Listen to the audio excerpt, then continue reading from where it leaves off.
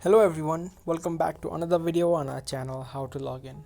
In this video, I'm gonna be showing you how you can download and install LinkedIn on your Android device. So if this sounds helpful to you, then watch this video till the end. And also subscribe to our channel if you haven't already and turn on the notifications to never miss any upcoming uploads. Firstly, head over to the Play Store. Then in the search bar, type in LinkedIn.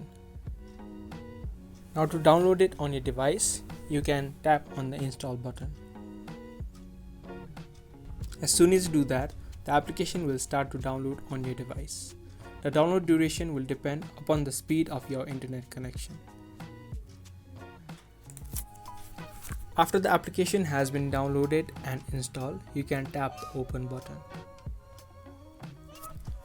From here, you can either sign up for LinkedIn if you haven't already, or you can log into your account by tapping in the sign in option.